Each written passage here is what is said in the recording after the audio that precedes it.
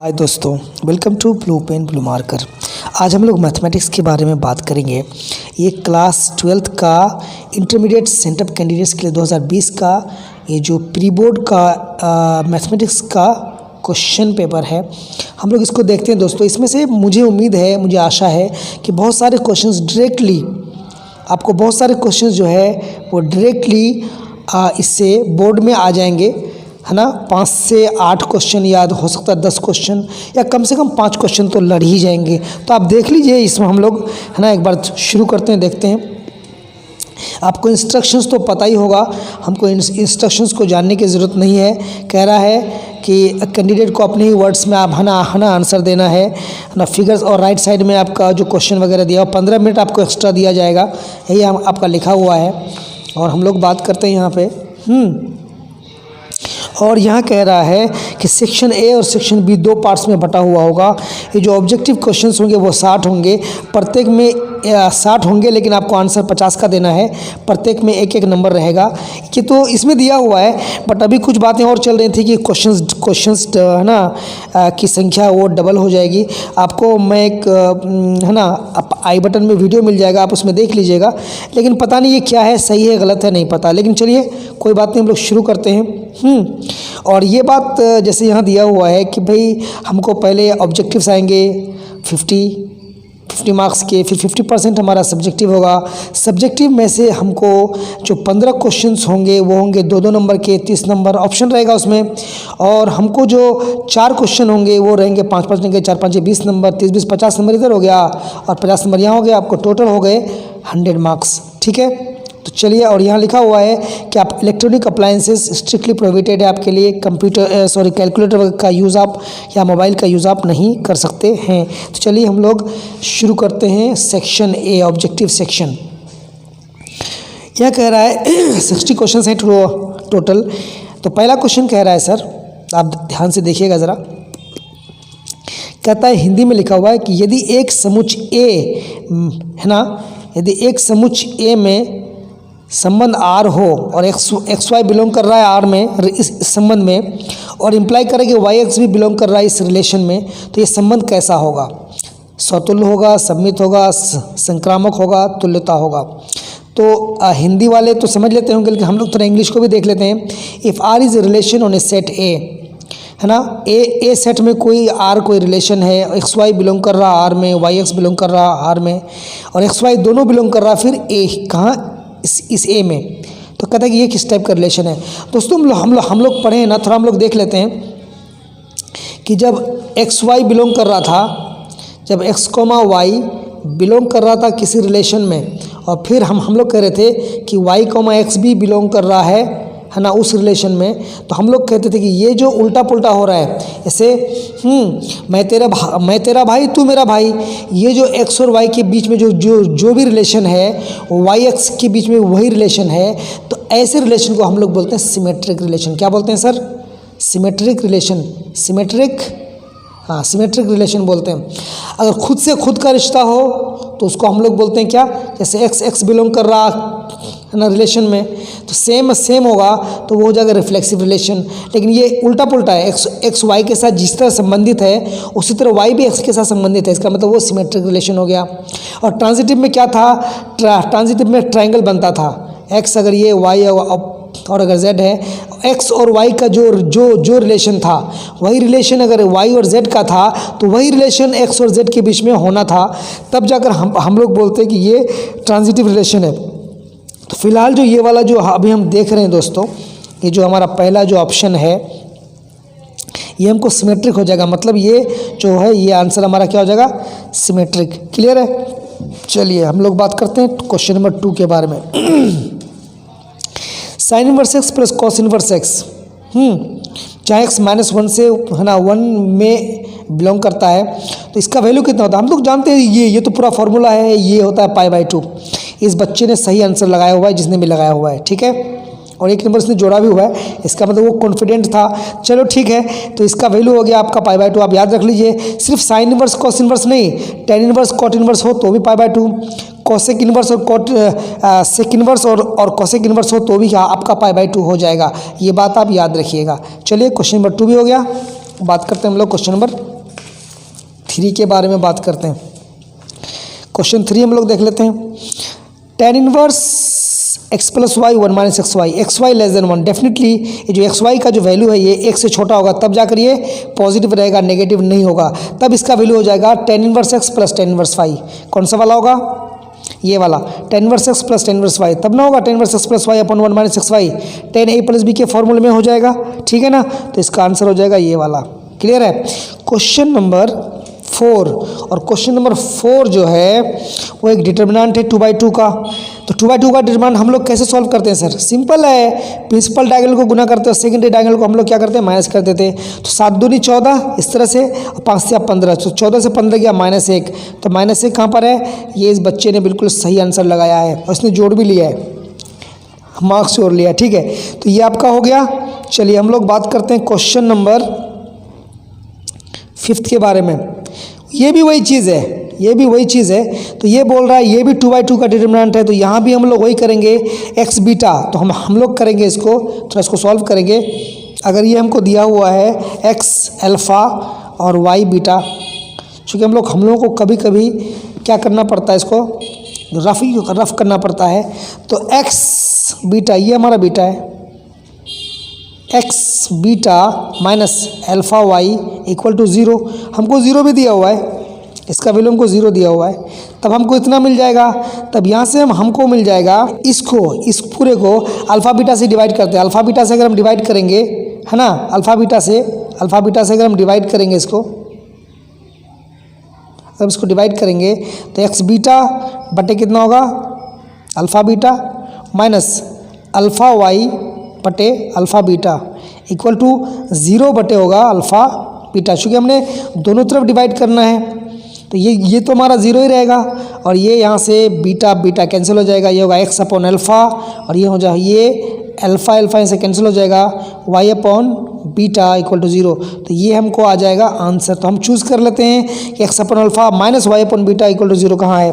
तो यहाँ आप देखिए x upon alpha minus y upon beta equal to 0, यही है। x अपॉन अल्फ़ा सेम है ना, x upon alpha minus y upon beta, तो यहाँ पर भी x upon alpha y minus beta यही वाला सही है, ठीक है। तो इसने सही लगाया है, ये भी हमारा सही है। क्लियर है। क्वेश्चन 5 हो गया। क्वेश्चन 6 के बारे में हम लोग बात करते हैं।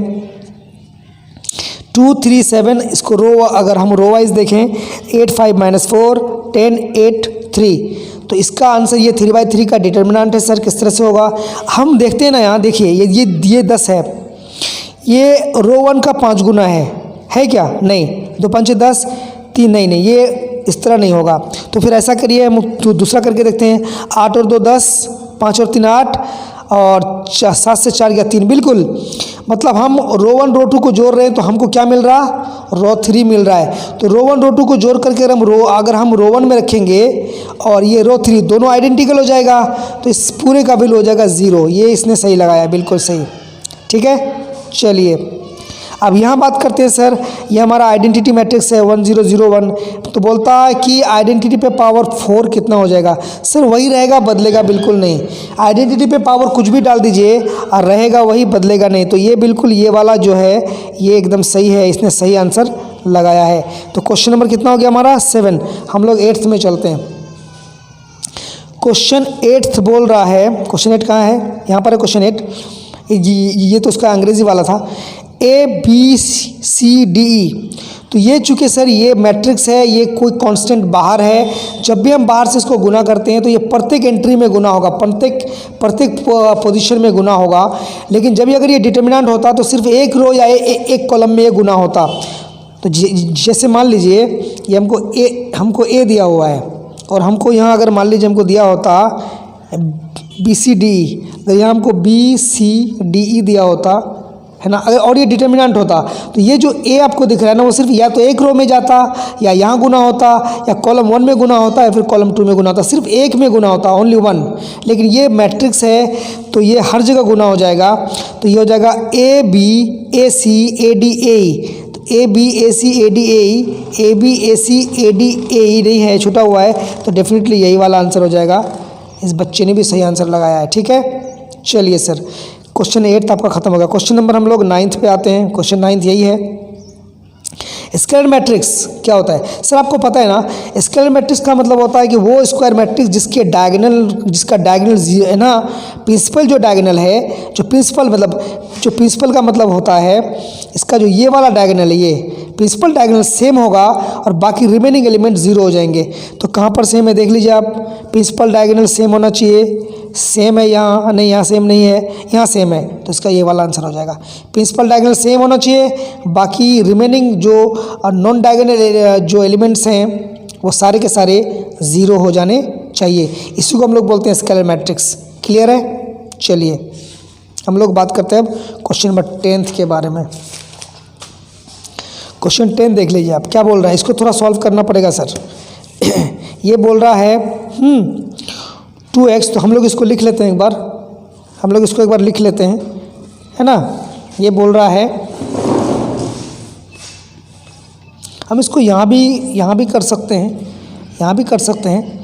ये हो जाएगा, देखिए ये सिंपल तरीका पता है कि हमको x और y निकालना है। तो पहले हम x को देख लेते हैं, यहाँ से कितना होगा 2x + 3, 2x + 3 = 5। तो ये हो जाएगा, अगर मैं इसको ऐसा लिखूँ 2x + 3 = 5, तो 2x = कितना होगा, 5 से 3 गया, कितना बचेगा 2, और x जो x का वैल्यू है वो हो जाएगा 1। x का वैल्यू तो हमको 1 मिल गया सर, हमको ये xy चाहिए, हमको क्या चाहिए xy। तो पहला वाला 1 है, तो 1 कहाँ, यहाँ नहीं है, यहाँ है, यहाँ भी नहीं है, -1, यहाँ -1, तो डेफिनेटली हमको कहीं नहीं जाना, आंसर यही होगा। एक भी तो ये ट्रिक है, हमको पूरा सॉल्व करने की भी ज़रूरत नहीं है, पूरा सॉल्व करने में हमारा टाइम खर्चा हो जाएगा, ख़राब हो जाएगा। तो हम यहाँ देख रहे हैं कि xy हमको चाहिए, x चाहिए, तो x का वैल्यू हमको मिला। तो पहले हम लोग टैली करके देख लेते हैं कि x का वैल्यू जो हमको यहाँ जो हमको x का वैल्यू जो हमको 1 मिला, तो ये जो 1 है वो किस जगह पे आ रहा है, यहीं पे आ रहा है, बाकी जगह तो आ नहीं रहा, तो ये इसका हो जाएगा बी, इसका आंसर हो जाएगा। क्लियर है? चलिए हम लोग अब बात करते हैं 11th में सर, डेरिवेटिव निकालना है -2x² का। तो सिंपल है सर, -2 बाहर आ जाएगा और x² का हो जाएगा 2x, ठीक है, तो हो जाएगा -4x। तो -4x कहाँ पर आ रहा है, देख रहे हैं, ये बिल्कुल सही है, सी, ठीक है, इसका डेरिवेटिव हो गया -4x। क्लियर है? चलिए सर, अब डेरिवेटिव हमको चाहिए sin 2x का। तो सर इसका sin 2x का हो जाएगा cos 2x, और ये जो 2x है, x का जो गुणांक है वो गुना हो जाएगा, चूँकि चेन रूल लगाएंगे तो 2 sin 2 cos 2x हो जाएगा, sin का cos 2x होगा, ठीक है ना, और 2 तो 2 cos 2x, ये रहा, बिल्कुल सही है। 12 हो गया। बात हम लोग कर लेते हैं सर 13 के बारे में, e⁻³ ये कभी एक्सपोनेंशियल फंक्शन है, कभी बदलता नहीं है, ये आंसर वही रहेगा सेम, लेकिन x का जो गुणांक है वो गुना हो जाएगा। तो -3 e⁻³ तो कहाँ पर है, -3 e⁻³ ये वाला इसका आंसर हो जाएगा। इस बच्चे ने ये ना गलत आंसर दिया है, इसने जोड़ भी लिया है, गलत है, ये आंसर हो जाएगा आपका डी वाला। क्लियर है सर?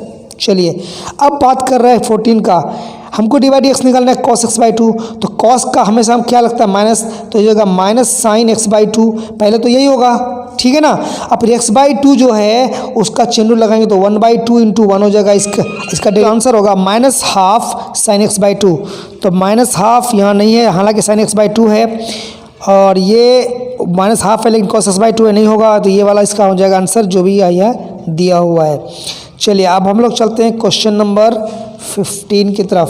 15 में क्या बोल रहा है, derivative of ex - cos x, ये एडिशन रूल लगाएंगे, ex का तो बदलेगा नहीं, वही रहेगा, cos x का होगा -sin x, तो minus plus ex + sin x, तो ex + sin x बिल्कुल सही, इसने बच्चे ने सही लगाया है, यही वाला सही होगा, ठीक है। dy/dx ऑफ log x सब जानते हैं, डायरेक्टली क्वेश्चन पूछा हुआ है ना, 1/x होगा, कोई दिक्कत वाली बात इसमें है नहीं। अब ये dy/dx ऑफ e⁻sin x,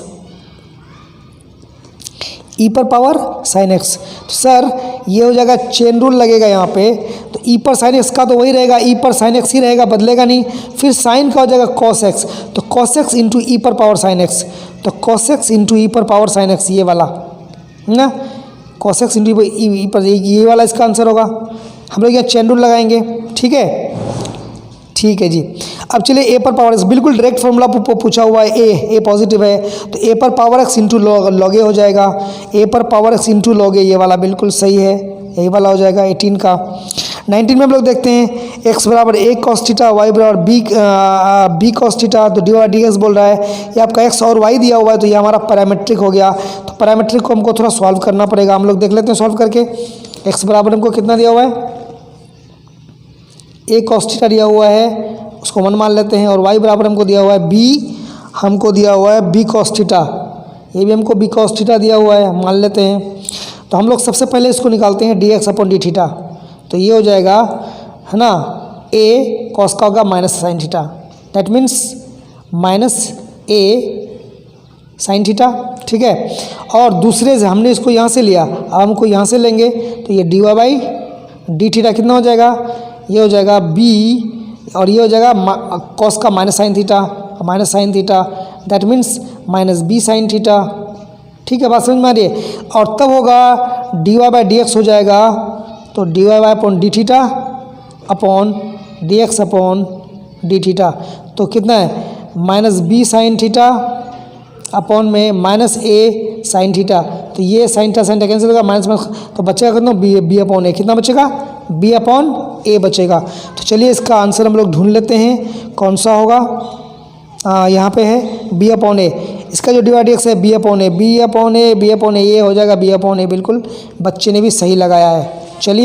चलिए जी, हम लोग चलते हैं क्वेश्चन नंबर आगे, हम लोग चलते हैं क्वेश्चन नंबर 20 की तरफ चलते हैं हम लोग। क्वेश्चन 20 देख लेते हैं। क्वेश्चन 20 बोल रहा है कि आप इसका डेरिवेटिव निकालिए, डबल डेरिवेटिव बोल रहा, तो सिंपल है सर, इसका प्लस सिंगल डेरिवेटिव कितना हो जाएगा, ये 2x प्लस 3, इसका 0 हो जाएगा, 2x इसका होगा, इसका 3 होगा, ये 0 हो जाएगा। फिर इसका हमको डेरिवेटिव चाहिए, तो इसका डेरिवेटिव कितना, 2 प्लस 0 मतलब 2 हो जाएगा। तो इसका आंसर कहाँ है, ये रहा, इसका आंसर है 2, ये वाला हो जाएगा। कौन सा, 20 का हो गया 20। अब आ जाइए क्वेश्चन नंबर 21 पर। The slope of the tangent to the curve इतना एट इतना, ये हमको पॉइंट दिया हुआ है, हमको मांग रहा है slope of tangent. Sir slope of tangent किसी भी कर्व का जो होता है ना, वो होता है डी बाई डी एक्स उस पॉइंट पर। तो इसका डी बाई डी एक्स कितना हो जाएगा, यहाँ से अगर हम यहाँ से डी बाई डी एक्स निकालेंगे तो हमको मिल जाएगा 3x स्क्वायर मिलेगा, यहाँ से -5 मिलेगा नहीं। और पॉइंट 2 पर बोल रहा है, तो पॉइंट 2 पर कितना, तो यहाँ 2 रख देंगे, 2 दूना 4 12, 12 से 5 गया, 7 5 12 है ना, 7 हो जाएगा। तो इसका आंसर हो जाएगा ये वाला। इस बच्चे ने गलत आंसर ना लगाया हुआ है, इसका आंसर हो जाएगा 7। बोलता है कि इस कर्व पर कौन सा पॉइंट है जो इस पॉइंट के नज़दीक है। तो हम इसको इस तरह समझते हैं, ये y की तरफ ये पैराबोला है, ये बिल्कुल क्या होगा, ये y की तरफ खुलेगा, खुल गया, x स्क्वायर हो गया, ये हो गया 2y, ठीक। अब ये बोल रहा है कि 0 ये x एक्सिस है, ये y एक्सिस है, ये ओरिजिन है। तो 0,5 हम लोग यहाँ कोई पॉइंट लेते हैं, ये है हमारा 0,5। तो यहाँ से बिल्कुल नज़दीक में कौन सा, हमने ये वाला पॉइंट ले लिया कि xy ये वाला पॉइंट है, ठीक। और ये जो डिस्टेंस हमको दिया हुआ है, ये हमको मिनिमाइज़ करना है, यही डिस्टेंस हमको मिनिमाइज़ करना है। तो हम लोग निकाल लेते हैं डिस्टेंस। तो डिस्टेंस कितना होगा, √x - 0 होल स्क्वायर, जो डिस्टेंस फॉर्मूला होता है, प्लस y - 5 होल स्क्वायर, ठीक है सर। इसको हम लोग स्क्वायरिंग कर देते हैं, तो ये हो गया हमारा, तो x स्क्वायर प्लस y - 5 का होल स्क्वायर, ठीक है। ये हमारा हो गया डिस्टेंस, इसको हम लोग d मान लेते हैं। ये d हो जाएगा x स्क्वायर प्लस y, यहाँ हमको y, तो y का वैल्यू हम लोग यहाँ से रिप्लेस करते हैं, x²/2, तो यहाँ से हो जाएगा x²/2 - 5 का होल स्क्वायर। हमने जो ये जो y का वैल्यू है, हमने यहाँ से इसको रिप्लेस कर दिया, ठीक है। अब ये पूरा होमोजेनस बन गया d। अब हम क्या करेंगे, इसको हमको इस फंक्शन को मिनिमाइज़ करना है, इसको मिनिमाइज़ करना है, इसको हमको इस फंक्शन को मिनिमाइज़ करना है, हमको यहीं से हमको सब कुछ मिल जाएगा। तो चलिए हम लोग सबसे पहले निकालते हैं d', कितना हो जाएगा 2x प्लस, यहाँ हमको चेन रूल लगाना पड़ेगा, पहले पावर फार्मूला 2x² - 5, पावर 2 से 1 गया, पावर 1 यहाँ। अब फिर इसका चेन लेंगे तो ये हो जाएगा 1/2 बाहर आ जाएगा, x² का हो जाएगा 2x और इसका हो जाएगा 0, ठीक है, कांस्टेंट है 0 हो जाएगा। तो ये हो जाएगा 2x प्लस यहाँ 2 आप कैंसिल कर दीजिए, यहाँ बचा x, तो यहाँ हो गया 2x, तो ये हो गया फिर 2x, अंदर में कितना x² - 2 - 5। इसको थोड़ा सॉल्व कर लेते हैं हम लोग। 2x प्लस, है ना, अंदर इसको अगर मल्टीप्लाई करेंगे तो 2 कैंसिल हो जाएगा, ये हो जाएगा एक्स क्यूब, ठीक है, माइनस 5 दूना 10x, इसको सॉल्व करेंगे तो हो जाएगा एक्स क्यूब माइनस 8x, ठीक नहीं होगा। अब for critical points, for turning points, turning points के लिए क्या होता है, डी डैश क्या होता है, 0 होता है। तो डी डैश जब हम लोग 0 करेंगे तो एक्स क्यूब माइनस 8x कितना हो जाएगा, 0 हो जाएगा। और यहाँ 8x 0 होगा तो इसका मतलब एक्स यहाँ से कॉमन लेंगे, एक्स माइनस यहाँ से x अगर कॉमन लेंगे तो x square minus 8 equal to 0 होगा। और यहाँ से x का या तो 0 होगा या x square minus 8 equal to 0 होगा, या यहाँ से एक्स स्क्वायर इक्वल टू 8 होगा, या यहाँ से x कितना होगा, 8 का अंडर रूट। तो ये हो जाएगा 4 दूनी 8 हो जाएगा, ये 2√2। तो ये x का वैल्यू हमको कितना मिल गया, 2√2 मिल गया, ठीक है। ये हमको मिला है ना क्रिटिकल पॉइंट। अब हम निकालेंगे डबल डैश, किसका, इसी का, हमको जिसको मिनिमाइज़ करना है। तो हमको ये फर्स्ट डेरिवेटिव कितना निकला है, हमको फर्स्ट डेरिवेटिव मिला है इतना, इसका डबल डेरिवेटिव निकालेंगे इसका, तो ये हो जाएगा 3x² हो जाएगा, मतलब dy/dx ऑफ कितना, एक्स क्यूब माइनस 8x, ठीक। तो ये हो जाएगा 3x² माइनस 8 होगा। अब हम डी डैश एट किस पॉइंट पर, इस पॉइंट पर निकालेंगे 2√2, हाँ इस पे निकालेंगे। अगर ये डी डैश 2√2 पर अगर हमको पॉजिटिव मिला, क्या मिला, पॉजिटिव मिला तो ये मिनिमा होगा, नेगेटिव मिला तो मैक्सिमा होगा। तो 3 गुना 2√2 इसका होल स्क्वायर माइनस 8, तो ये हो जाएगा 3 इंटू 2 4 9 8 माइनस 8 8 24 माइनस 8, ये होगा 16। 16 क्या पॉजिटिव है, पॉजिटिव का मतलब हो गया मिनिमा, क्या हो गया, मिनिमा। मतलब क्या हुआ, ये जो फंक्शन है ये डी मिनिमम हो गया किस पॉइंट पर, इस पॉइंट पर ये मिनिमम हो गया। तो हमको पॉइंट तो मिल गया, x मिल गया, अब हमको y चाहिए, तो y हमको कहाँ से मिलेगा, y हमको यहाँ से मिल जाएगा। तो x का वैल्यू कितना था हमको, 100 पॉइंट हो जाएगा, x कितना 2√2 था, और y हमको कितना मिलेगा, यहाँ से हमको y मिलेगा x²/2 हो जाएगा, x²/2, तो x²/2 हो जाएगा। तो x² कितना हो गया, 2√2 का होल स्क्वायर बाई 2, तो ये होगा 2 दूना 14 8 8/2, ये हो गया 4। तो हमको पॉइंट कितना मिल गया, पॉइंट मिल गया हमको 2√2 x का, और y का कितना मिला 4, तो ये होगा 4। तो ये हमको पॉइंट मिल गया 2√2 4। बड़ा सा क्वेश्चन था। तो चलिए ये आपका पॉइंट, आपको बात समझ में आ गई ना, ये तो बिल्कुल सब्जेक्टिव क्वेश्चन है, ठीक है। तो चलिए ये जो आपका क्वेश्चन था, ये 22वां क्वेश्चन जो था, इसका आंसर हो गया 2√2 4, 2√2 0, है ना। तो ये आपका ये आंसर हो गया 2√2 4, ये वाला आंसर हो गया, ठीक। चलिए जी, चलिए बहुत अच्छी बात है। अब हम लोग चल लेते हैं क्वेश्चन नंबर 23 की तरफ। 23 क्या बोला, 23 तो y बराबर mx प्लस 1, इसका स्पर्श रेखा तो m का मान निकालो।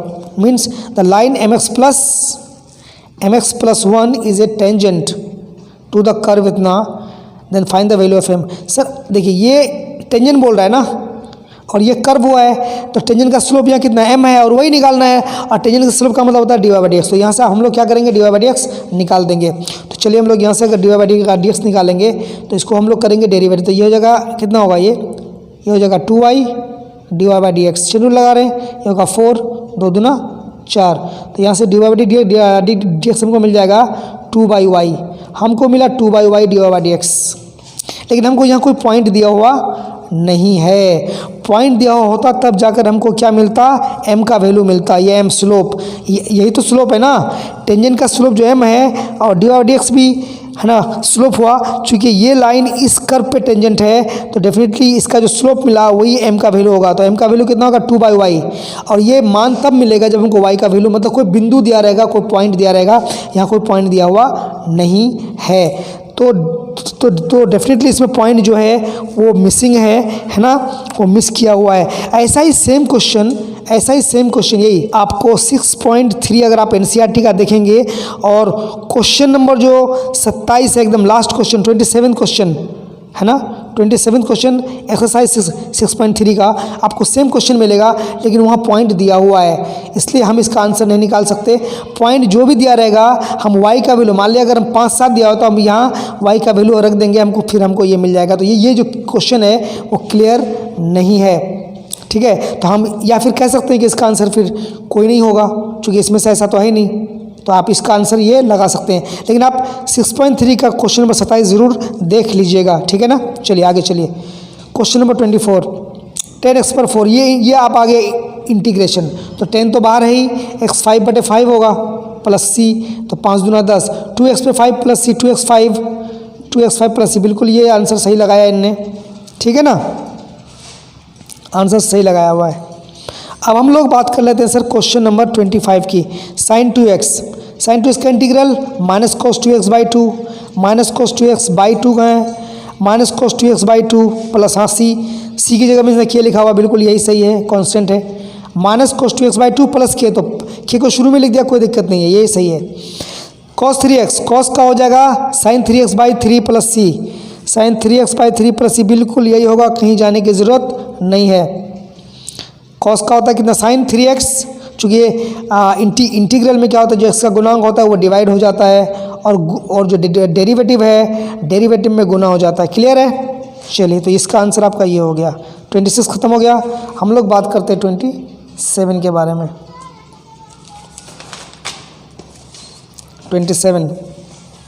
27 बोल रहा है सर e पर 2x dx। अरे सर वही होगा, बदलेगा नहीं, वही रहेगा, लेकिन x का जो गुणांक है वो डिवाइड हो जाएगा।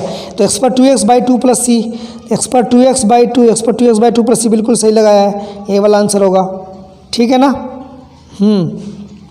अब रही बात 28 का, x² - 4/x - 2 कौन सा आंसर होगा। तो सर इसको ऐसा करिए ना, x + 2x - 2 लिख दीजिए ऊपर, लिख सकते क्या, अपॉन में x - 2, ये वाला कैंसिल हो जाएगा, तो बचेगा कितना, x + 2। इसका इंटीग्रल कितना होगा, x² plus 2x plus c, ये वाला हो जाएगा। तो x² प्लस 2, ये वाला x² plus 2x plus c, तो ये वाला इसका आंसर हो जाएगा, ठीक है। चलिए, cot x, इसका तो आप डायरेक्ट आंसर जानते हैं, log sin x, तो log ये रहा log sin x, इसका यही आंसर हो जाएगा। sin x मॉड में होता है, चूँकि नेगेटिव का log डिफाइंड नहीं है। sin क्यूब, हाँ, अब sin क्यूब का कैसे कीजिएगा, तो sin क्यूब का हम लोग इस तरह से करेंगे सर, चूँकि आप जानते हैं ना sin 3a कितना होता है, sin 3a 3 sin a minus 4 sin cube a, तो यहाँ से अगर हम 4 sin क्यूब a निकालेंगे तो हमको कितना मिलेगा, 3 sin a, ये इस पार आ जाएगा, ये इस पार आ जाएगा, माइनस sin 3a। अगर यहाँ x लेंगे और यहाँ से 4 लेंगे तो 4 यहाँ नीचे को चला जाएगा, यहाँ से 4 हट जाएगा।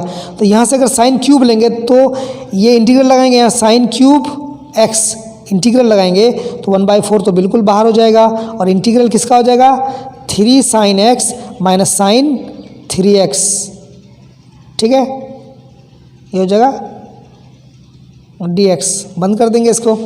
अब ये 1/4 जो है साइड में ही रहेगा और 3 बाहर हो जाएगा, और साइन का कितना होता है, माइनस cos x ले लिया हमने, और इसको अलग अलग करेंगे तो माइनस साइन का कितना होता है, cos, तो माइनस माइनस प्लस हो जाएगा, ये होगा cos 3x/3, इसको हम लोग बंद कर देंगे।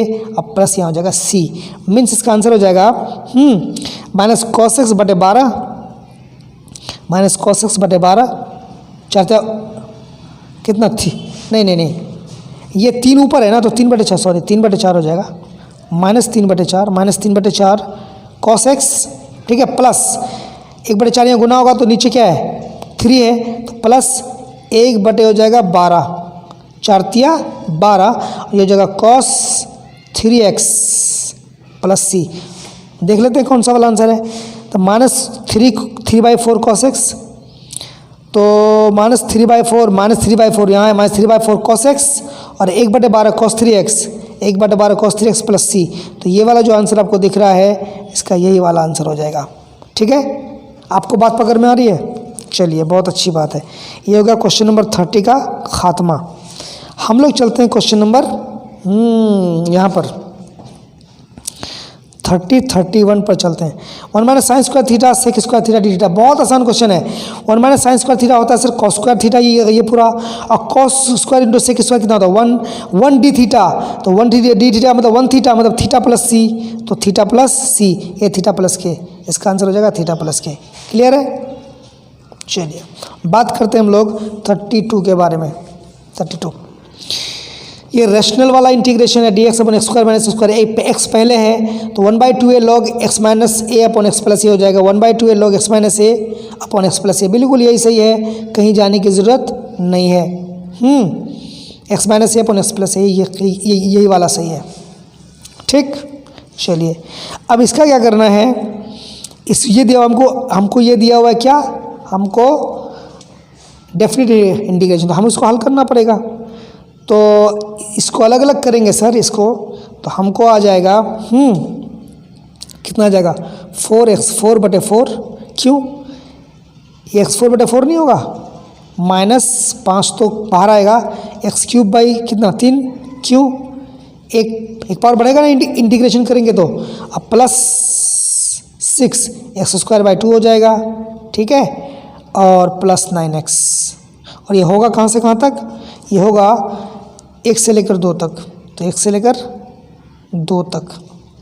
तो चलिए पहले 4 हम लोग यहाँ कैंसिल कर देते हैं, बचेगा x/4 -5/3 x³ +2 तिया 6 कर देंगे, तो 3x² +9x, कहाँ से कहाँ तक है सर, ये हो गया 1 से लेकर 2 तक। तो चलिए हम रख के देखते हैं, यहाँ 2 रखेंगे, 2/4 -5/3 गुना 2/3 +3 गुना 2 स्क्वायर +9 गुना 2, ये हुआ अपर लिमिट। अब लोअर लिमिट रखिए, घटा देंगे, तो 1 रखेंगे तो 1 का 4 -5/3 1 का क्यूब 1 +3 इंटू 1 का स्क्वायर 1 +9। अब इसको हम लोग हल कर लेंगे। 2/4 का मतलब कितना होता है 16, 2 दूनो 4 दूनो 8 दूनो 16, तो 16 हो गया, माइनस ये हो गया कितना 2 दूनो 8, 8 5 40/3, 40/3 हो गया, अब प्लस 2 दूना 4 तिया 12 हो गया, प्लस 9 दूना 18 हो गया, ये तो हो गया पहला वाला। अब माइनस क्या करेंगे ये वाला, तो इसको कितना होगा 9 3 12 1 13, तो 13 -5/3, समझ में आ रही बात। अब हम लोग इसको करेंगे 18 16 17 18 18 36 38, नहीं हुआ 18 और 19 20 10 30 कितना हुआ, ये 16 है ना, 18 19 20 20 और 10 30 40 46, तो 46 -40/3 इतना हुआ, माइनस 13 39 39 -5 39 -5 34/3, 13 कितना 39 ना, 39 से 5 गया तो 34/3। अब इसको हल करना है, 6 तिया 18 1 4 तिया 12 -40/3 -34/3, इसको सॉल्व करो तो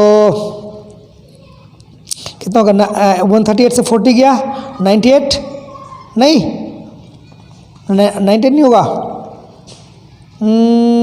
ऐसा करते हैं 8 बचा, 13 से 9 4 13, और यहाँ कोई हाँ बिल्कुल 98/3 -34/3, तो 3 एलसीएम ले लेंगे, 98 से 34, 8 से 4 गया 4, 8 से 4 गया 4, 9 से 3 गया 6, तो 64/3 64/3 हमको कितना मिलेगा 64/3, कैंसिल होगा क्या, नहीं होगा, तो देखते काफ़ी ये कैलकुलेशन चला गया, इतना ऐसा होगा नहीं, कैलकुलेशन में हम लोगों ने था 64/3, तो देखते हैं 64/3 कहाँ पर है, 64 ये रहा 64/3, इसका आंसर ये वाला हो जाएगा।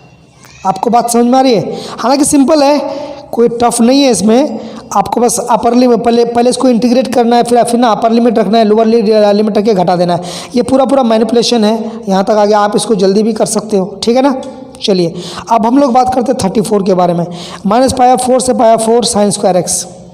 जी हम आपको बता दें, ये जो क्वेश्चन है थोड़ा सा रफ कर लेते हैं हम लोग, ये जो क्वेश्चन है ये होता है -a से a fx dx, ऐसा होता है तो इसके 2 फॉर्मूले होते हैं, ये होता है 0 से a F x D x, और यहाँ 2 टाइम्स लग जाता है। कब? जब ये फंक्शन अंदर का क्या हो, इवन हो। क्या हो?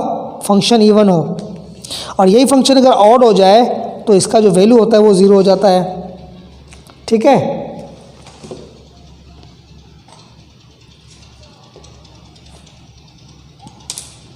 इसका जो वैल्यू है वो हमको क्या क्या हो जाता है, 0 हो जाता है अगर ये ऑड फंक्शन है तो अब हमको यहाँ ये देखना है सर, यहाँ हमको ये देखना है कि ये ऑड फंक्शन है क्या, नहीं, ये तो इवन फंक्शन है।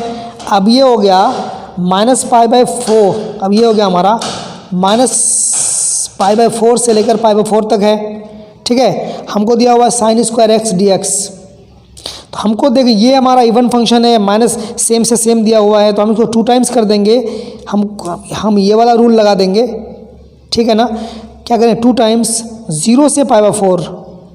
ठीक, ये हो जाएगा sin² x dx। और हम जैसे कि जानते हैं कि sin² x का हमारे पास कोई डायरेक्ट फार्मूला नहीं होता है, तो ये हो जाएगा 0 से π/4। साइन को हम लोग चेंज कर देंगे 1 - cos 2x/2 dx। ठीक है, अब हम इसको हम लोग अलग अलग कर लेंगे। यहाँ से हम लोग 2 बाहर निकालेंगे, यहाँ से 2 पूरा कैंसिल हो जाएगा, तो बचेगा 0 से π/4। इसको हम लोग अलग अलग कर लेते हैं। 1 dx माइनस 0 से π/4 cos 2x dx। अब ये हो जाएगा, ये होगा x कहाँ से कहाँ तक, 0 से π/4 तक, माइनस और cos का कितना होता है, sin 2x/2, कहाँ से कहाँ तक, 0 से π/4 तक। अब हम लोग इसको हल कर लेते हैं, कितना हो जाएगा, ये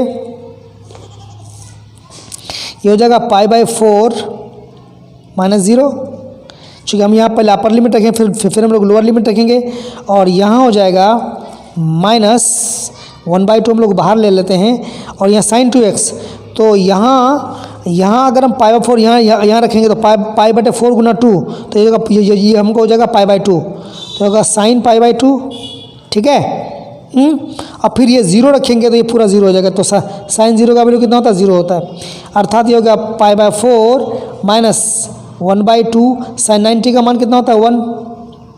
sin 90 का मान कितना होता है, 1 नहीं होता है, 1 होता है। तो ये हो गया π/4 माइनस 1/2।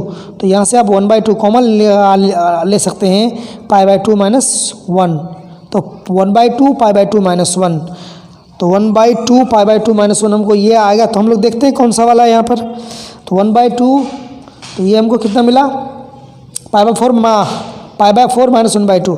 देखते हैं कौन सा वाला है, π/4 माइनस 1/2, यही तो है, यही वाला हो गया, π/4 माइनस 1/2। 35 बोल रहा है, हम लोग देख लेते हैं। ये बोल रहा है -1 से 1 5x4 √ x/5 + 1 dx।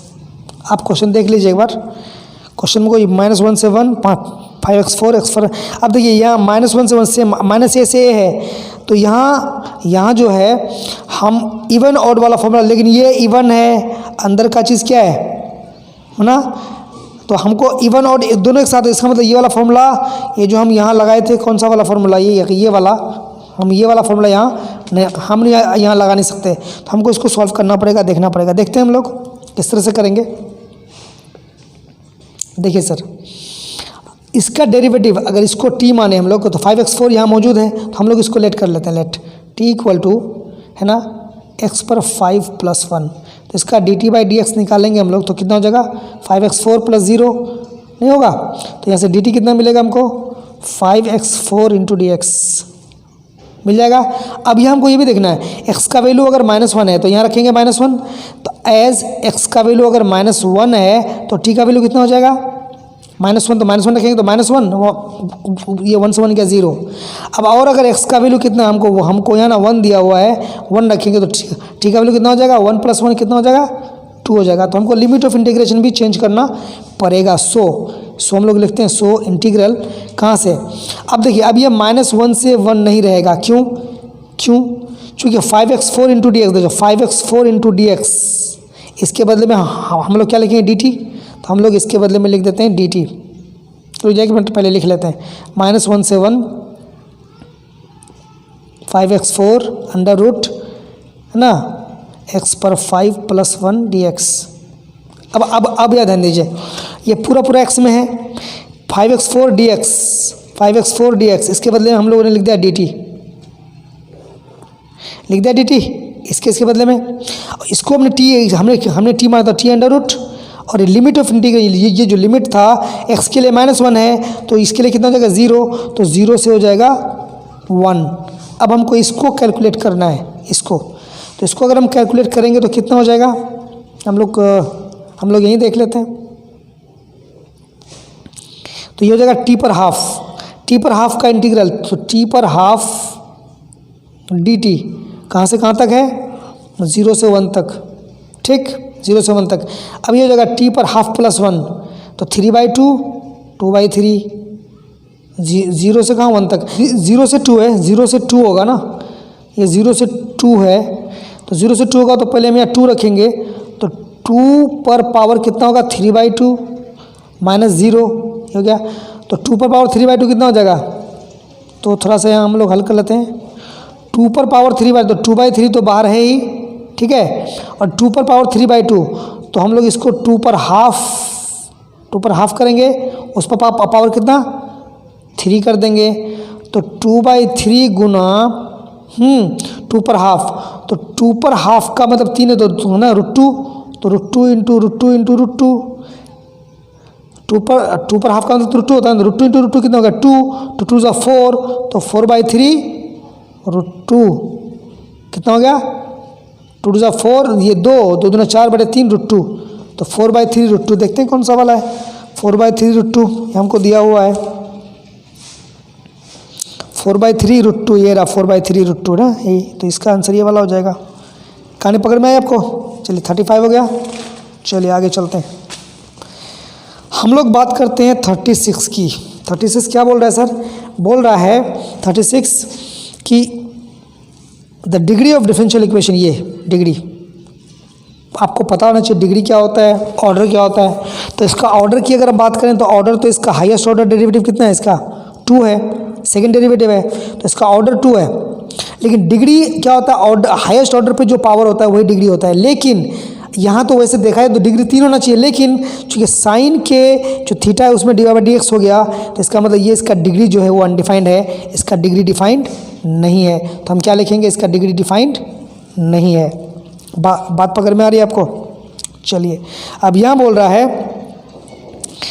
कि the order of the differential equation, इतना ऑर्डर का मतलब कितनी बार वो डेरिवेटिव किया हुआ है, y पर पावर m, m नहीं है, थर्ड है, 3 है, y² e पर y डैश। ये थोड़ा ध्यान से जूम करके देखिए आप, ये जो है ये ट्रिपल डेरिवेटिव है, ये फर्स्ट डेरिवेटिव है, तो इसका ऑर्डर कितना हुआ, ऑर्डर मैंने वो जितनी बार डेरिवेटिव किया हुआ मतलब 3 बार, तो ये हो जाएगा इसका, ये थर्ड डेरिवेटिव है। कहानी पकड़ में आ रही है आपको। चलिए ये आपका थर्ड डेरिवेटिव हो गया। अब हम लोग बात करते हैं आगे 38 क्या बोल रहा है, 38 बोल रहा है तो solution of the differential equation इतना इज, देखिए सर यहाँ अगर हम इंटीग्रल लगा दें इसमें, यहाँ अगर इंटीग्रल लगा दें से ex, इंटीग्रल लगा दें यहाँ पे dx प्लस यहाँ भी इंटीग्रल ey dy, तो यहाँ 0 पर भी इंटीग्रल लग जाएगा dx, है ना, तो यहाँ हो जाएगा कितना +c, चूँकि हमने दोनों तरफ इंटीग्रल लगा रहे हैं ना, तो ये हो जाएगा e पर x, ये तो बदलेगा नहीं, यहाँ होगा e पर y = c, तो e पर x प्लस e है ना, e पर y = c, तो e पर x प्लस e पर y = c, e पर x y नहीं, ये भी नहीं, तो यही वाला इसका आंसर होगा, है ना। c इस पार है ना, इस पार लाएंगे तो -c हो गया, तो -c को हम लोग k मान लेंगे, कोई दिक्कत नहीं है इसमें, ठीक है ना। चलिए आगे चलते हैं। आगे बोल रहा है कि ये जो the integrating factor of the differential equation, ये जो हमको दिया हुआ है, तो इसको पहले हम लोग सॉल्व कर लेते हैं सर। ये जो x है ना, इसको पहले हम लोग उसको डिवाइड कर लेते हैं, तो dy/dx हो जाएगा प्लस 2y/x बराबर x²/x। हमने क्या किया, दोनों तरफ इधर भी और इधर भी x से डिवाइड कर दिया। क्यों डिवाइड किया, क्योंकि x का जो वैल्यू आपको यहाँ दिख रहा है, ये जो x है ना वो ना 0 नहीं है, तो इसलिए हम इसको डिवाइड कर सकते हैं, यहाँ से x कैंसिल हो जाएगा, तो ये हो गया dy/dx प्लस, है ना, 2/x इंटू वाई बराबर x। तो ये जो डिफरेंशियल इक्वेशन है ये इस तरह का है, dy/dx plus py equal to q। ये लीनियर डिफरेंशियल इक्वेशन है जहाँ p का वैल्यू हो गया py 2/x है ना, और q का वैल्यू हो गया आपका x। ठीक है, हमको क्या चाहिए, इंटीग्रेटिंग फैक्टर। इसका इंटीग्रेटिंग फैक्टर होता है IF होता है इसका इंटीग्रेटिंग फैक्टर e पर p dx। क्या होता है, तो e p कितना 2/x dx, ये हो जाएगा e 2 बाहर आ जाएगा और 1/x dx, तो ये हो जाएगा e 2, और ये इसका होता है इंटीग्रल क्या log x। ठीक है सर, ये हो जाएगा e log x स्क्वायर, चूँकि साइड में तो यहाँ x पे चढ़ जाएगा और e पर log खत्म हो जाता है ये पूरा, तो बचा कितना x स्क्वायर। तो इसका इंटीग्रेटिंग फैक्टर कितना हो गया, x स्क्वायर हो गया। कितना हो गया, ये वाला। ठीक है, आपको बात पकड़ में आ रही है, बहुत अच्छा। चलिए अब बात करते हैं 40 के बारे में। 40 बोल रहा है dy/dx माइनस वाई है ना इक्वल टू, इसका सॉल्यूशन मांग रहा है, सॉल्यूशन ऑफ डिफरेंशियल इक्वेशन इसका। तो सर ये आपको नहीं लगता कि dy/dx प्लस py बराबर q टाइप का है, जहाँ p का वैल्यू कितना -1 है, देखो py बराबर q, और q का वैल्यू कितना है cos x है नहीं। तो इसका इंटीग्रेटिंग फैक्टर कितना हो जाएगा, e पर p dx होगा ना, तो e पर p कितना -1 dx, तो हो जाएगा e पर -x, ये हुआ इंटीग्रेटिंग फैक्टर। क्लियर है, और इसका सॉल्यूशन हो जाएगा, y into integrating factor equal to q into integrating factor dx plus c। इसका यही होता है सॉल्यूशन। हम लोग निकाल के देख लेते हैं। चलिए, तो y इंटू इंटीग्रेटिंग फैक्टर कितना है, e पर power -x equal to q कितना है cos x फिर e पर पावर -x प्लस c। तो अब ये जो क्वेश्चन है सर, इसको पहले हमको हल करना पड़ेगा, बिना हल किए लंबा जाएगा। इसको हम लोग है ना कॉपी में कर लेते हैं, आपको दिखा देते हैं रहेगा। इसको तो कुछ करना ही नहीं है, y इंटू ई पर पावर -x सेम रहेगा। उसके बाद ये आपका इलेट का, अगर हम इलेट लगाएं, इलेट आपको याद होगा, तो एक्सपोनेंशियल तो सबसे लास्ट में आता है, तो हम लोग इसको मानेंगे पहला फंक्शन, इसको मानेंगे दूसरा फंक्शन। तो ये हमारा हो जाएगा, तो हम लोग cos x को क्या करेंगे, छोड़ देंगे, इंटीग्रेट करेंगे e पर पावर -x dx, फिर बड़ा वाला इंटीग्रेशन लेंगे, ये हमारा dx हो जाएगा, और पहले वाले d/dx ऑफ ये हो जाएगा cos x, और इंटीग्रल e पर पावर -x dx। ये बाई पार्ट्स का नियम है जो आप जानते हैं। चलिए, ये होगा cos x e पर पावर -x बटे -1, इसका इंटीग्रल और इसका d cos का कितना होगा -sin x, इसका डेरिवेटिव इंटू e पर पावर -x बटे कितना -1, इसका आपका हो गया क्या इंटीग्रल, ये घोल करके हो गया dx, ये बड़ा वाला इंटीग्रल रह जाएगा। आपको समझ में आ रही है बात, चलिए बहुत अच्छी बात है। अब देखिए सर, ये हो गया cos x, ये माइनस हो जाएगा है ना, e पर पावर -x, ये माइनस बाहर ले लिया, या हम यहाँ ले लिया साइड में cos x e पर -x माइनस। अब देखिए ये माइनस माइनस प्लस हो गया और ये माइनस बच जाएगा, तो ये हो जाएगा e पर है ना -x into sin x dx। ये जो दोनों माइनस से ख़त्म हो गया और ये वाला माइनस रह गया, ये यहाँ ले लिया हम, इसको हम यहाँ ले dx। अब फिर इसको हमको सॉल्व करना पड़ेगा, फिर इलेट वाला लगेगा यहाँ, चूँकि एक्सपोनेंशियल सेकेंड है तो ये सेकेंड फंक्शन हो जाएगा, ये वाला फर्स्ट फंक्शन हो जाएगा।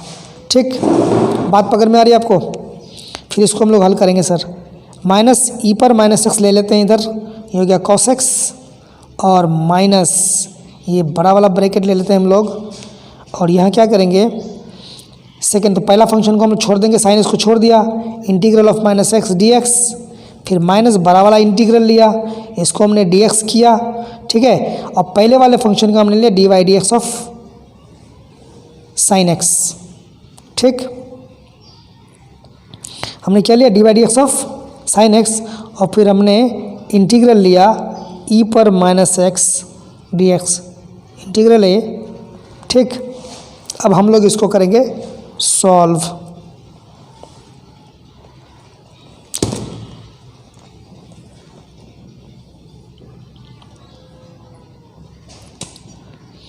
चलिए जी, तो माइनस ई पर माइनस एक्स कॉस, काफ़ी बड़ा सा क्वेश्चन इन्हें दिया हुआ है। तो ये जगह साइन एक्स तो रहेगा ही, ई पर माइनस एक्स बटे में -1 होगा, माइनस इंटीग्रल साइन एक्स का कितना होगा, कॉस एक्स इंटू ई पर माइनस एक्स बटे -1 डी एक्स। ब्रैकेट बंद कर देंगे। देख रहे हैं आप कितना बड़ा जा रहा है, माइनस ई पर माइनस एक्स कॉस एक्स। ठीक है ना। ये यहाँ अंदर अंदर अंदर मल्टीप्लाई करेंगे तो पहले रुक जाइए, ई पर minus x sine x minus, और ये हो जाएगा ई पर minus x cos x D x. इसका इंटीग्रल रह जाएगा अभी, इसको बंद। अब हम इसको खोल देंगे, माइनस ई पर minus x cos x minus e पर माइनस एक्स साइन एक्स, तो माइनस माइनस ये प्लस हो जाएगा। उसके बाद ये जो माइनस घुसेगा अंदर तो ये वाला हो जाएगा माइनस, तो माइनस हो जाएगा ई पर minus x cos x D x. अब ये पूरा का पूरा, इस पूरे का जो हमारा वैल्यू है वो हमको मिल जाएगा। ये पूरा चीज़ वाई ई पर माइनस एस है, तो यहाँ हम क्या लिखेंगे, माइनस ई पर minus x cos x plus e पर minus x sine x minus, यही लिख देंगे हम जो यहाँ पर है, वाई इंटू ई पर माइनस एक्स। पक्का? हाँ, इस पूरे के बदले में हम लोग इतना लिख देंगे। ये इस पार आएगा, क्योंकि ये y इंटू ई पर माइनस एक्स है, ये इस पार आएगा तो ये हो जाएगा 2 टाइम्स वाई, है ना, 2 टाइम्स वाई ई पर माइनस एक्स। ये बराबर हो जाएगा, यहाँ से ई एक्स हम कॉमन ले लेते हैं, कॉमन लेंगे तो ये होगा साइन एक्स, और ये आएगा माइनस है माइनस कॉस एक्स। ठीक, कहानी पकड़ में आ रही है। और प्लस सी जो चलता आ रहा था, ये प्लस सी जो शुरू में हमने यहाँ जो हमने लगाया था प्लस सी, वो प्लस सी बिल्कुल चलता आएगा एकदम लास्ट तक चलता आएगा। यहाँ भी रहेगा, यहाँ भी प्लस सी रहेगा, तो यहाँ प्लस सी, जब यहाँ प्लस सी रहेगा, ये आप इधर लिए, ये आप कॉमन लिए, तो यहाँ जो आप कॉमन लिए ना, तो रुक जाइए, इस तरह आपको समझ में नहीं आएगा, रुक जाइए, आप मत दीजिए कॉमन, इसको आप इस पार ले जाइए। 2 हो गया, ये हो गया ई, है ना। यहाँ से मैं क्या करूँगा, ई पर माइनस एक्स बटे में ई पर माइनस एक्स करूँगा, तब आप यहाँ ई पर माइनस एक्स कॉमन लीजिए, तब यहाँ से हो जाएगा कितना, साइन एक्स होगा, साइन एक्स माइनस यहाँ हो जाएगा कॉस एक्स होगा, और प्लस ये हो जाएगा सी ई पर पावर एक्स। क्यों? क्योंकि ये वाला बाहर आ गया, ये वाला नीचे, ये पलटा बांध के ऊपर जाएगा तो प्लस हो जाएगा, इतना हो जाएगा। अब देखिए, अब मैं ये वाला कैंसिल कर दूंगा, तो यहाँ से y का वैल्यू कितना मिलेगा हमको, y का वैल्यू मिल जाएगा 1/2 sign x minus cos x, है ना, इसको आप ऐसे ले लीजिए, और प्लस c/2 ई पर पावर x, और c/2 को हम लोग क्या बोल रहे हैं, कोई कांस्टेंट बोल लेंगे, तो जगह 1/2 sign x minus cos x, है ना, और इसको बोलेंगे k, बोल लेंगे k ई पर पावर x। ये आपका हो गया आंसर। कौन सा आंसर है, हम लोग half sine x minus cos x, एक बार देख लेते हैं। Half sine x minus cos x, यही जो शुरू वाला आंसर है, यही वाला इसका आंसर हो जाएगा। तो आप देखिए, छोटा सा क्वेश्चन है, लेकिन क्वेश्चन छोटा नहीं है, बहुत बड़ा क्वेश्चन है। यहाँ मैंने सॉल्व किया, फिर हम इसको यहाँ लेकर आए, यहाँ पूरा बिल्कुल यहाँ तक आ गया। आप इसको देख लीजिए, ये बिल्कुल एक सब्जेक्टिव क्वेश्चन है ना। चलिए, ऑब्जेक्टिव में देना इसको पता नहीं कैसे दे दिया। चलिए हम लोग आगे चलते हैं। के का मॉडुलस, सर ये के यूनिट वेक्टर है, उसका मॉडुलस कितना होगा, हमेशा 1 होगा, तो के का मॉडुलस हो जाएगा 1, कोई दिक्कत नहीं है। 2i + 3j + 4k, इसका मॉडुलस मांग रहा है, तो इसका मॉडुलस हो जाएगा 2 का स्क्वायर प्लस 3 का स्क्वायर प्लस 4 का स्क्वायर अंडर रूट। मीन्स ये जो i j की साथ जो स्केलर कंपोनेंट्स है उसका स्क्वायर कर देंगे। तो 4 + 9 + 4 चौक 16, तो 16 9 25 4 29, 29 का अंडर रूट, तो कहाँ 29 का अंडर रूट है, ये रहा, ये हो जाएगा 42। चलिए जे डॉट के, सर जब भी आई जे के ये दोनों परपेंडिकुलर वेक्टर्स हैं तो जे डॉट के क्या हो जाएगा, 0 हो जाएगा, यही हो जाएगा। और 44 में हम लोग देखते हैं, 44 बोल रहा है कि which of the following is true, I cross J 0 no, A cross B बराबर बी क्रॉस ए नहीं होता है, नेगेटिव होता है, A dot B A cross B नहीं, जे क्रॉस के बराबर आई, डेफिनेटली यहाँ हम लोग देखिए, यहाँ हम लोग देखते हैं ये अगर आई है, ये जे है और ये के है, हम आई से जे आए, जे से के आए, फिर के से आई गए, तो जे क्रॉस के आई, तो जे क्रॉस के बिल्कुल ऐसे जा रहा है, डायरेक्शन सेम है, तो आई यही वाला सही है। ठीक, चलिए अब बोल रहा है कि the direction cosines of x axis 100, ये वाला हो जाएगा। अगर y का होता तो ये वाला होता, z का होता तो ये वाला होता, क्योंकि x का पूछा हुआ ये वाला क्वेश्चन अक्सर आता है, तो ये x का जो डायरेक्शन कोसाइंस है वो हो जाएगा 100। क्लियर है। चलिए अब ये बोल रहा है कि 2 parallel straight lines are there, है ना, with direction cosines L1 M1 M1, है ना, जब भी 2 लाइन पैरेलल होता है इनके जो डायरेक्शन कोसाइंस होते हैं वो प्रोपोर्शनल होते हैं, मतलब समानुपाती होते हैं, और अगर ये लंब होता है तो दोनों को गुना करके 0, अगर लंब होगा तो ये हो जाएगा, अगर पैरेलल, चूँकि पैरेलल बोल रहा है तो इसका आंसर ये वाला हो जाएगा, मतलब डी इसका आंसर हो जाएगा। पैरेलल है इसलिए ये होगा, लंब होता तो ये वाला हो जाता। क्लियर है। ये आपका क्वेश्चन नंबर 46 ख़त्म हो गया। अब हम लोग बात करते हैं क्वेश्चन नंबर 47 के बारे में। क्वेश्चन नंबर 47 में आते हैं हम लोग। क्या बोल रहा है, if the direction ratios of the lines are this, what is this is. हमको डी आर दिया हुआ है, हमको डी सी निकालना है, कुछ नहीं करना, पहले इसका मॉडल्स निकाल लेंगे। तो हमको इसका मॉडल्स कितना मिलेगा, 2 का स्क्वायर -1 का स्क्वायर +-2 का स्क्वायर अंडर रूट, मतलब 2 दूना 4, 2 दूना 4, 8 8 1 9, 9 अंडर रूट मतलब 3। अब प्रत्येक को 3 से डिवाइड कर देंगे, 2/3 -1/3 है ना, -2/3, कि यही हो जाएगा इसका डिसीज। ठीक है, तो 2/3 का है, 2/3 -1/3 -2, यही बिल्कुल पहला वाला ही सही है। ठीक है, मतलब इसका मॉडल्स निकालेंगे डी आर्स का, फिर प्रत्येक जो डी आर का जो कंपोनेंट है प्रत्येक को इस मॉडल से डिवाइड कर देंगे तो हमको डिसीज मिल जाएगा। क्लियर है ना। अब बोल रहा है the angle between the planes इतना एंड इतना इज, तो सर एंगल का फॉर्मूला होता है हमारा, ये होता है cos थीटा होता है, ये होता है cos थीटा हो जाता है equal to A1 A2 + B1 B2 + C1 C2 upon ये modulus of A1 square + B1 square + C1 square, और ये इनटू होता है A2 square + B2 square + C2 square, ये होता है हमारा cos थीटा। तो ऐसे cos थीटा हम लोग निकाल सकते हैं। तो ये जो प्लेन दिया हुआ है हमको, प्लेन का डी आर कितना है, ये हमारा A1 है, B1 है, ये हमारा हो गया C1, मतलब ये जो XYZ के गुणांक है ना वो इस प्लेन का डी आर है 4 8 A1 B1 C1, और इस सेकेंड प्लेन का जो डी आर है, चूँकि x का गुणांक तो 0 है, इसका डी आर हो जाएगा 0, इसका हो जाएगा 1 और 1, इसका डी आर हुआ, इसका डी आर हो जाएगा 4 8 और 1। तो A1 A2 इसको इससे गुना करेंगे 4 × 0, तो ये हो जाएगा 4 × 0 + 4 × 0 + 8 × 1 प्लस ये जगह 1 × 1 तो 1 हो गया अपॉन, अब इसका अंडर रूट कितना होगा, 4 चौक 16 8 8 64 + 1, तो ये जगह 4 का स्क्वायर + 8 का स्क्वायर + 1 का स्क्वायर अंडर रूट, 16 + 64 + 1, तो 16 64 कितना हो गया, 16 4 20 का 0, 16 4 20 80 81 हो गया, 81 का अंडर कितना हो गया 9, तो ये हो गया 9, यहाँ 81 का अंडर रूट, और यहाँ अंडर रूट कितना हो जाएगा, अंडर रूट 2 हो जाएगा। इसको हल करेंगे सर तो ये हमको हो जाएगा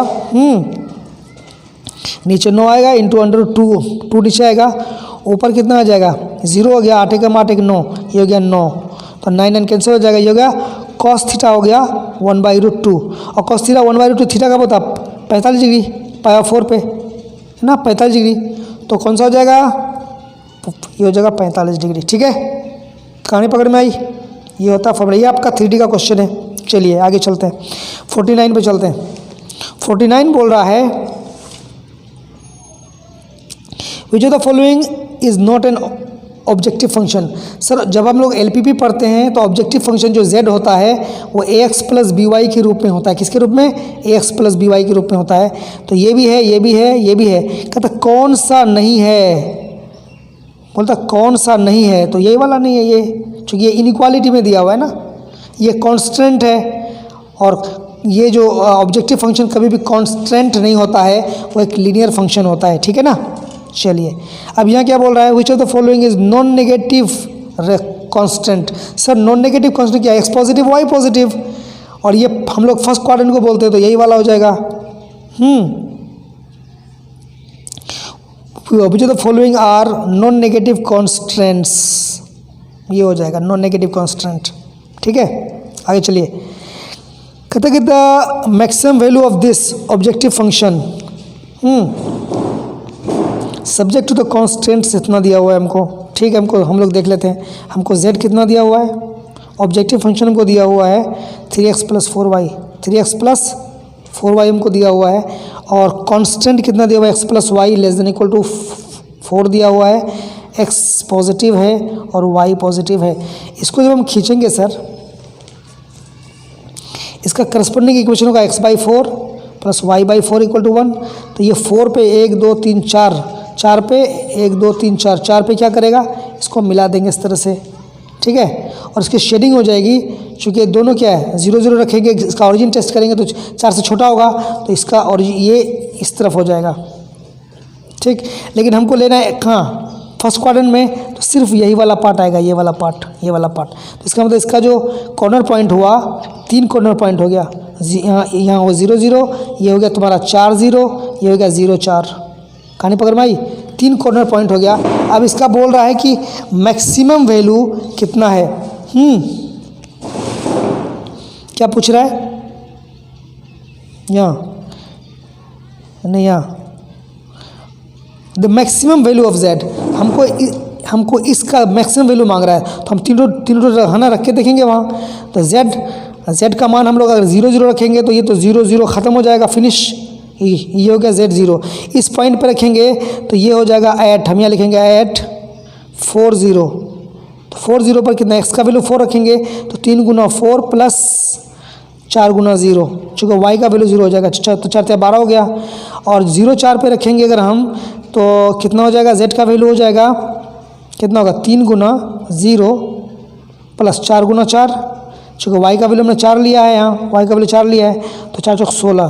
तो मैक्सिमम तो यही हुआ ना, और 0 पर तो 0 0 हो गया, इसका मतलब मैक्सिमम कौन से पॉइंट पे हुआ, 0 4 पर हो गया मैक्सिमम। और कितना मैक्सिमम हुआ, 16। तो हम लोग देख लेते हैं, तो मैक्सिमम इसका वैल्यू कितना है, कहता मैक्सिमम वैल्यू कितना है, 16 है, हेरा 16 हो गया, ठीक, कोई दिक्कत।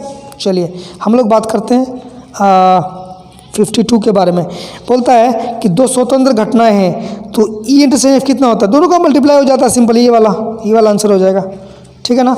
जब हम लोग इंडिपेंडेंट इवेंट्स की बात करते हैं तो उसका इंटरसेक्शन जो होता है वो दोनों का मल्टीप्लिकेशन हो जाता है, ठीक है। चलिए आगे बात करते हैं। अक्वाइन, हम लोग 53 के बारे में बात करते हैं। अक्वाइन इज टॉस्ड 10 टाइम्स, हमने 10 बार, तो n बराबर कितना हो गया, 10। The probability of occurrence is exactly 7 heads is, head का आना, कॉइन टॉस कर रहे हैं सर, तो प्रोबेबिलिटी ऑफ सक्सेस हेड का आना कितना हो गया, ये हो गया 1/2। और टेल का भी आना, क्यू जो फेलियर है वो भी हमारा 1/2 हो गया। और एग्जैक्टली हमको 7 हेड चाहिए, तो p बराबर एग्जैक्टली 7 हेड, एक 7, तो ये हो जाएगा 10c7, चूँकि 10 टोटल है, c7 q 10 माइनस 7 और p पर 7, इसको सॉल्व करेंगे सर, तो ये जगह 10c7 है ना, p और q का वैल्यू दोनों का हाफ है, तो ये हाफ हो जाएगा, हाफ पर पावर कितना, 10 से 7 गया 3, और ये हाफ पर पावर कितना, और जो यहाँ 7 है 7, तो 7 3 10, तो 10c7 हाफ पर 10, ये हो गया इसका आंसर। तो 10c7 हाफ पर 10, तो 10c7 हाफ पर 10, तो ये वाला आंसर हो जाएगा। कहानी पकड़ में आ गई। चलिए अब बात करते हैं हम लोग यहाँ, ओ जो है वो बाइनरी ऑपरेशन है, हमको इतना है ना, ए ओ बी कितना, a to the power 4 b to the power ना प्लस दिया हुआ है, ए बी दोनों नेचुरल नंबर हैं। तो बोलता है कि 102 का वैल्यू कितना होगा, तो रख देंगे ना हम यहाँ 102 कितना हो जाएगा 1 पर पावर 4 प्लस 2 पर पावर 4, तो 1 पे 1 2 पे 4 कितना 16, 16 और कितना 17 हो गया, ये तो है कौन सा ये वाला हो जाएगा। ठीक, चलिए हाँ अब आ गई बात k डॉट आई क्रॉस जे। तो देखिए सर आई क्रॉस जे पहले हम बता लेते हैं आपको, आई यहाँ जे यहाँ और k यहाँ, तो आई क्रॉस जे हो गया, आई क्रॉस जे हो गया k, जे क्रॉस k हो गया आई, और k क्रॉस आई हो गया कितना j। तो आई क्रॉस जे बोल रहा है तो आई क्रॉस जे कितना k हो जाएगा, तो इसका वैल्यू हो गया k, तो k डॉट k कितना हो जाएगा, k डॉट k तो हो जाएगा modulus of k cos 0 degree, cos 0 कितना होता है, दोनों के बीच का एंगल कितना 0 है, कॉस 0 का वैल्यू कितना है कितना होता है 1, तो 1 इंटू 1 मतलब इसका वैल्यू हो गया 1, तो 1 कौन सा है ये वाला इसका आंसर हो गया। क्लियर है, चलिए अब बात करते हैं हम लोग 56 k क्रॉस आई इंटू k क्रॉस आई है ना क्रॉस जे, तो k क्रॉस आई हम लोग यहाँ से निकालते हैं k क्रॉस आई, इसका वैल्यू हो जाएगा j, k क्रॉस आई कितना होगा j, तो j क्रॉस j कितना हो जाएगा 0 हो जाएगा, चूँकि modulus of J sine 0 degree, sine 0 degree 0 होता है, तो ये होगा 0 वेक्टर, ये चूँकि वेक्टर होगा तो ये वेक्टर हो जाएगा। ठीक है, क्लियर है। अब यहाँ हो गया आई डॉट आई क्रॉस आई, तो आई क्रॉस आई तो सर 0 होता है, 0 डॉट समथिंग 0, ये पूरा हो जाएगा, ये ख़त्म हो गया कहानी। चलिए अब ये बोल रहा है ये कौन से नियम को मानता है, क्वेश्चन नंबर 58 हम लोग देते हैं। क्वेश्चन नंबर 58 क्या बोल रहा है, ए स्टार बी ए क्यूब बी क्यूब, तो सर कौन सा ये कम्यूटेटिव है एसोसिएटिव है, तो हम लोग सबसे पहले ए स्टार बी, तो अगर हम बी स्टार ए निकालेंगे तो बी क्यूब और ए क्यूब निकलेगा, तो ये दोनों में फ़र्क थोड़ी है, तो ए क्यूब और बी क्यूब क्या हो गया बराबर हो गया, मतलब ये कम्यूटेटिव हो गया। तो क्या ये एसोसिएटिव है, हम लोग करके देख लेते हैं, ए स्टार बी स्टार सी, तो ए स्टार बी जब निकालेंगे सर तो पहले हम इसका वैल्यू रखेंगे ए क्यूब बी क्यूब है ना, और फिर स्टार सी तो है ही यहाँ, अब स्टार हटेगा, स्टार जब हटेगा तो a cube plus b cube का whole cube plus c cube, ये निकला। अब अगर हम इसको ए स्टार बी स्टार सी पहले अगर हम इधर कर देंगे एसोसिएटिव होने के लिए, तो ए स्टार ये होगा b cube plus c cube, नहीं अब इस स्टार को हटाएंगे तो a cube plus b cube plus c cube का होल क्यूब हो जाएगा। देखिए यहाँ बी क्यूब सी क्यूब का होल क्यूब है और यहाँ ए क्यूब बी क्यूब का होल क्यूब है, तो ये दोनों बराबर नहीं है, इसका मतलब ये खाली कम्यूटेटिव है एसोसिएटिव नहीं है। तो स्टार इज बोथ नहीं, स्टार कम्यूटेटिव है एसोसिएटिव हाँ बिल्कुल यही है कम्यूटेटिव है लेकिन एसोसिएटिव नहीं है। क्लियर हो गई बात करते हैं हम लोग 59 के बारे में। 59 क्या बोल रहा है sir, the probability that a student is not a swimmer, तो स्विमर नहीं है तो हम लोग उसको फेलियर मान लेते हैं, वो स्विमर नहीं है 5 स्विमर नहीं है, और सक्सेस क्या है वो स्विमर है, तो 1 - 1/5, तो 5 से गया 4/5, चूँकि p प्लस क्यू का मान 1 होता है ना, स्विमर नहीं है तो 1/5, स्विमर है तो 1 - 1/5, ये हो गया 4/5। ठीक, चलिए p मिल गया।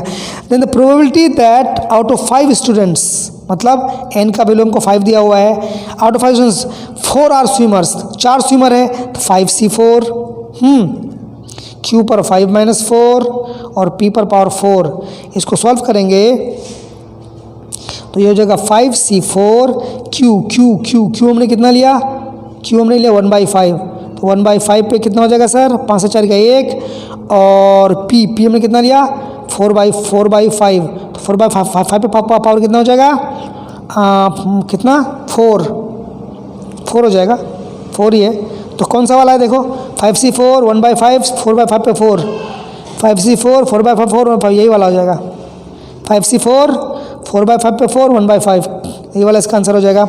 और फाइनली हमको ये दिया हुआ है कि ये जो समुच्चय हमको दिया हुआ है ए और बी पर, इसका नंबर ऑफ बाइनरी ऑपरेशंस कितना होगा, हमको यहाँ क्वेश्चन दिया हुआ है। तो सर आप जान लीजिए number of binary operations A cross ए से है ना ए में दिया हुआ है ना, ऑन द सेट ए, तो ये होता है 2 पर पावर n स्क्वायर इसका फॉर्मूला होता है। तो n क्या है, नंबर ऑफ एलिमेंट कितना है 2 है यहाँ, तो 2 पर 2 का स्क्वायर मतलब 2 पर पावर 4, इसका मतलब ये हो गया 16, मीन्स ये इसका आंसर हो जाएगा 16।